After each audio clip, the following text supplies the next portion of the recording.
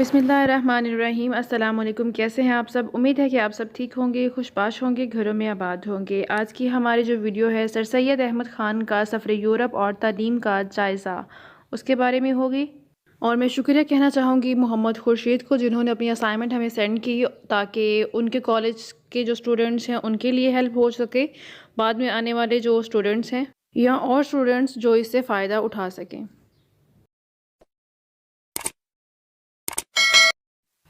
سر سید احمد خان نے 1857 کے غدر کے بعد جن دو باتوں کو مسلمانوں کی آئندہ بہبود کے لیے ضروری سمجھا، اور ان کے لیے ان کا یورپ اور انگلستان کا سفر کرنا نہایت ضروری تھا، کیونکہ ان کا خیال تھا کہ جب تک مسلمانوں میں مغربی تعلیم نہ پھیلے گی اور جب تک مسلمانوں اور انگریزوں کے درمیان میل جول پیدا نہ ہوگا، اس وقت تک مسلمانوں کا پنپنا اور ہندوستان میں عزت سے رہنا دشوار تھا۔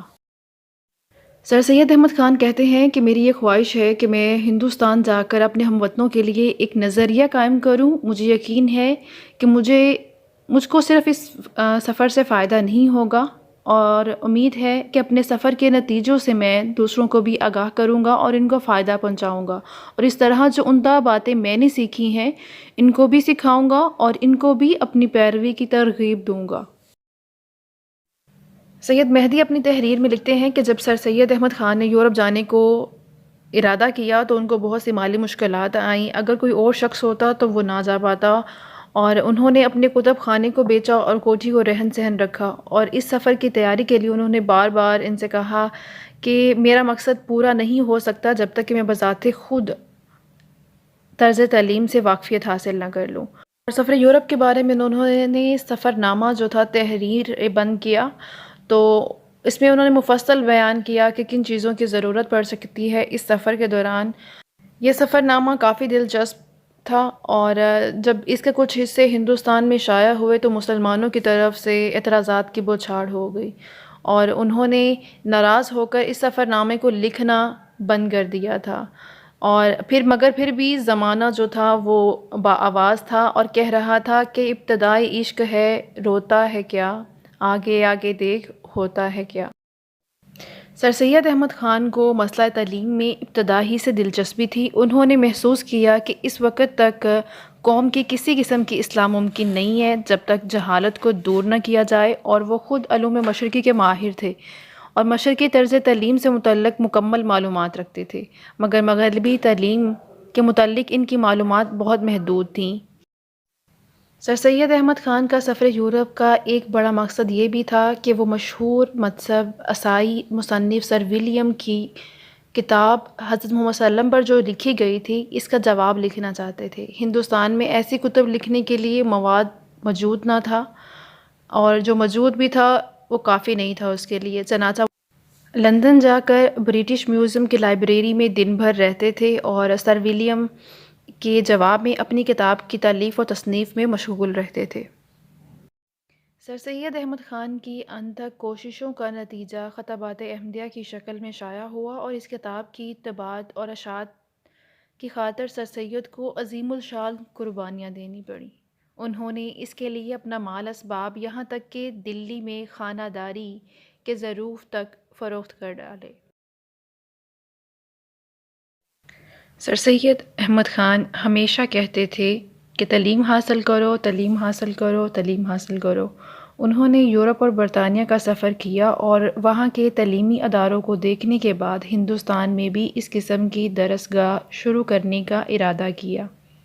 اس کا خیال تھا کہ ملک میں اس قسم کا تعلیمی ادارہ قائم کرنے پر وہاں مختلف مذہب کے طلباء ایک ساتھ رہیں گے۔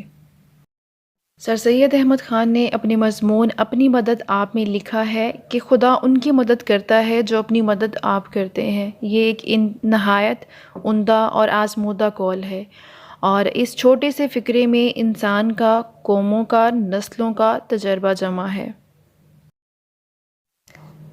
سر سید احمد خان کا کہنا تھا کہ اگر قوم کو ترقی کرنی ہے اور معاشرے کے دیگر طبقات سے قدم ملا کر چلنا ہے تو اس کے لیے لازمی طور پر تعلیم حاصل کرنی ہوگی۔ یہی وجہ ہے کہ انہوں نے مذہب کے ساتھ ساتھ جدید علوم کے حصول کے لیے ہندوستانیوں، خاص طور پر مسلمانوں کو تعلیم کے لیے آمادہ کیا۔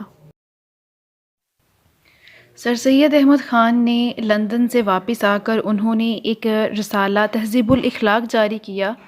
اس رسالے کے ذریعے انہوں نے قوم کو مغربی تعلیم کی اہمیت سے روشناس کرایا۔ سر سید احمد خان نے اس رسالے میں گزرا ہوا زمانہ لکھا، جس میں انہوں نے نوجوانوں کو قومی بھلائی کے کاموں پر آمادہ کیا۔ سر سید احمد خان کا کہنا تھا کہ مسلمان جب تک علم جدید کی طرف راغب نہیں ہوں گے تب تک کامیابی نہیں ملے گی۔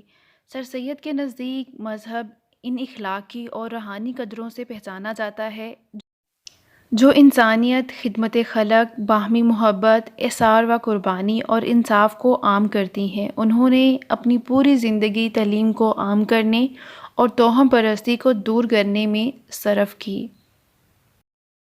سر سید احمد خان کا کہنا تھا کہ اگر کسی قوم کو ترقی کرنی ہے تو اسے معلومات کے خزانے پر قبضہ کرنا ہوگا۔ قوم کو ترقی کرنے کے لیے ایک اور چیز پر دھیان رکھنا ہوگا اور وہ ہے بھائی چارہ اور ملک کے تمام لوگوں سے اتحاد۔ ہر شخص کو چاہیے کہ وہ ملک میں اتحاد کی فضا قائم رکھے، ہمیشہ وہ کام کرے جس کے لیے تمہارا دل گواہی دے کہ یہ صحیح ہے، اور وہ کام نہ کرو جس کے لیے تمہارا دل آمادہ نہ ہوتا ہو۔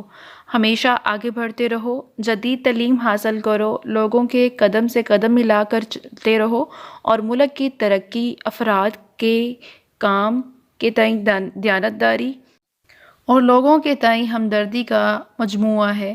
اسی طرح کسی ملک کی تذلیلی افراد کی سستی، کاہلی، بدنیتی اور خود غرضی کا مجموعہ ہے۔ انسان اپنا سب سے بڑا استاد خود ہوتا ہے اور ملک کو ترقی کی راہ پر گامزن کرنے اور اسے ایک بہتر جگہ بنانے کے لیے ہر شہری ذمہ دار ہے۔ اس لیے بلا امتیاز و نسل اور مذہب انسان کو اپنے ملک کو بہتر بنانے کی جانب توجہ دینی چاہیے۔ جب تک ہم ترقی نہیں کرتے اور جدید علوم حاصل نہیں کر پاتے، ہمیں یوں ہی مسترد کیا جاتا رہے گا۔ اپنا بہت خیال رکھیے گا، دعاؤں میں یاد رکھیے گا۔ فی امان اللہ۔